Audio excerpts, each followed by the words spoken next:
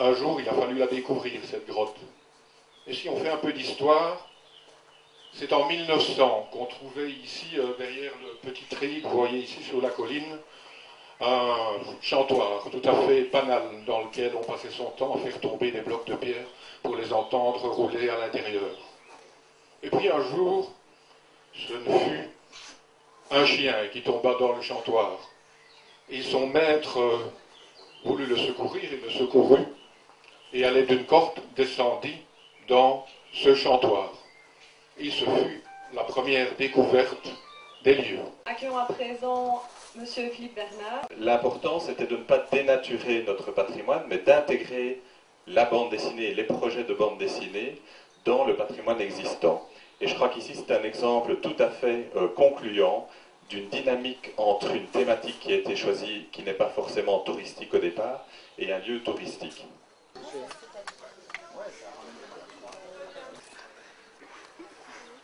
Et on va pouvoir rentrer dans la grotte.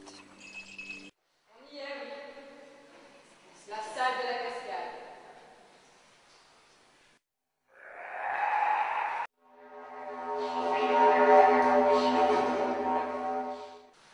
Vous avez peur? Non.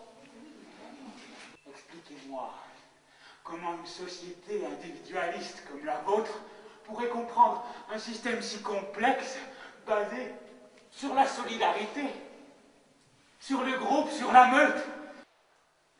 N'avez-vous jamais entendu parler de mythes du genre les chauves-souris sucent le sang, s'accrochent dans les cheveux, sont aveugles? Est-ce que tu peux leur montrer comment tu veux? Vous voulez apprendre à voler? Allez-y vous intéresser en chauve-souris. En construisant une étoffe à partir de ce fil, nous pourrions arrêter une balle de fusil. Aujourd'hui, nous sommes à la Grotte de l'Abîme, un rendez-vous avec Franck P, auteur de bande dessinée, et avec Laurent Van de Reyden.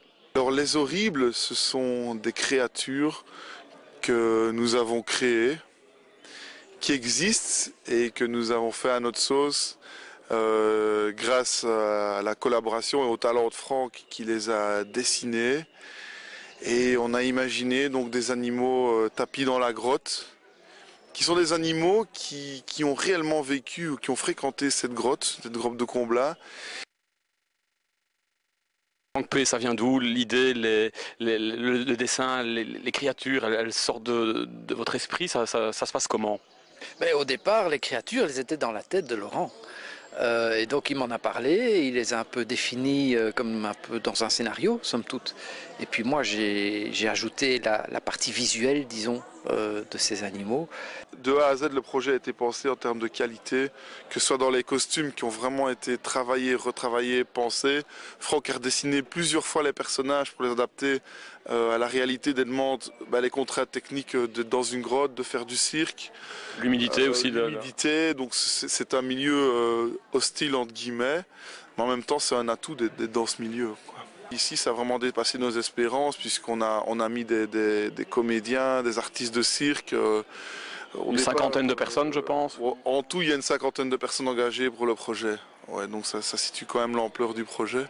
On ne peut dire qu'une chose, rendez-vous ici à Comblain-au-Pont, à la Grotte de l'Abîme, pour visiter le site des Horribles. Merci les amis. Merci. Carole Bernard, responsable du tourisme de l'ASBL Les Découvertes de Comblain. Bonjour Carole. Bonjour. Bienvenue à la caméra de Comblain TV.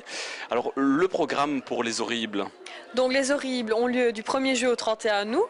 Il y a 12 visites par jour entre 12h30 et 17h.